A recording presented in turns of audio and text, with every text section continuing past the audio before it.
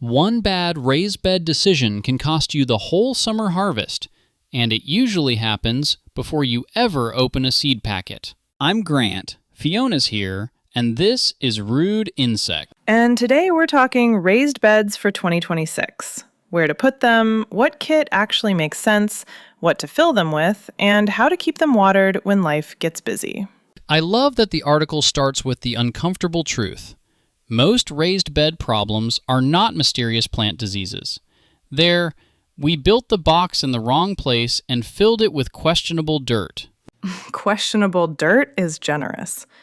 Cheap contractor topsoil can be clay, sand, weed seeds, and regret all mixed together. Which brings us to Grant's garden mistake. Years ago, I built a raised bed. Eyeballed the level because I was feeling powerful and filled it with the cheapest topsoil I could find. By June, one end was a swamp and the other end was basically pottery. I had carrots shaped like punctuation marks. You also put it where it got shade after lunch. Details. Important details. For vegetables, the site comes first. Not the kit, not the Pinterest sketch, not the color of the panels. Most fruiting crops want at least 6 hours of sun, and 8 is better for tomatoes, peppers, cucumbers, and squash. But if you've got a shadier spot, it's not useless. Right, lettuce, spinach, parsley, cilantro, scallions. Those can handle less sun, especially when the weather heats up. But don't put your main tomato bed behind a garage or a lilac just because it looks tidy. So before building, watch the sun for a full day.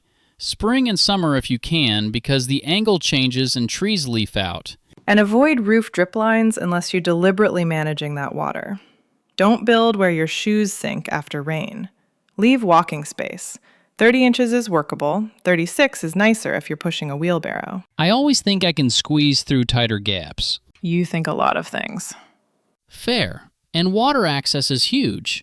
If your plan is, I'll drag the hose 90 feet every evening, that is not a plan.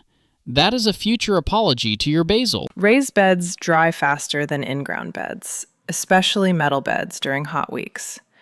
If watering is annoying, you'll skip it, and then the carrots get woody, the basil bolts, and the seed packet gets blamed unfairly. Let's talk kits. The article's first serious recommendation is the Vigo Garden 17-inch tall, 9-in-1 modular metal raised garden bed kit. I like that pick for a first serious vegetable bed. 17 inches gives you a better soil profile than those shallow 8-inch boxes that dry out by lunchtime in July. And the modular part matters because real yards are weird. Gates, downspouts, slopes, kid paths, dog paths, the mysterious place where trash cans must live forever. Product photos never include the dog path. Now, I still love cedar. It smells good, looks warm, and doesn't make the garden look like a row of stock tanks. Cedar is lovely, but decent cedar is expensive now. Bargain pine can look fine for 2 seasons and then rot where it touches damp soil. By year 4, the corners can get embarrassingly soft. The metal kit has a catch, though. Assembly is not a 5-minute victory lap. Wear gloves. Lay the panels and hardware out first. And do not fully tighten every bolt until the whole bed is aligned.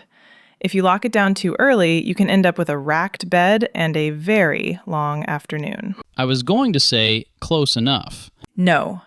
Level the base. Metal beds are less forgiving than chunky wood boxes. If the ground is uneven, the bed twists, water moves oddly, and your soil depth changes from one end to the other. Soil fill is where people try to save money and accidentally buy trouble. What's your practical mix?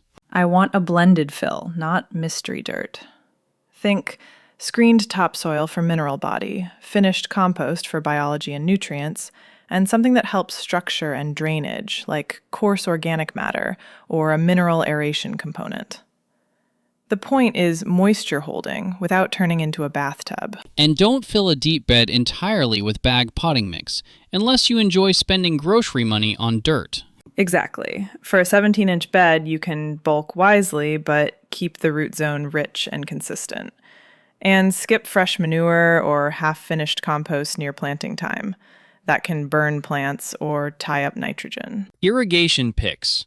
I'm team install it now before the tomatoes guilt you. Same. A simple drip line or soaker setup on a timer is boring in the best way.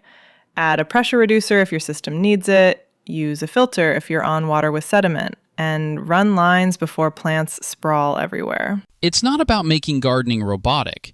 It's about making sure water shows up even when you're late, tired, or distracted by 12 other chores. Near the end, here's Fiona's 30-second verdict. Yes, I'd recommend the Vigo Garden's 17-inch 9-in-1 metal kit for a first serious vegetable bed, if you're willing to prep a level base and assemble it patiently. Maybe not if you want the cheapest possible bed or you hate bolts. The concrete reason is depth. 17 inches gives roots and moisture a better buffer than shallow beds, and that matters in summer. So the big lesson is boring but beautiful. Choose the sunny, reachable spot, level the base, use real blended soil, and make watering easy from day one. If this helped, hit subscribe. We drop 3 new episodes every week on Monday, Wednesday, and Friday, so you don't have to hunt for the next one. Thank you for listening to this edition of RudeInsect.com, Conversations with Grant and Fiona.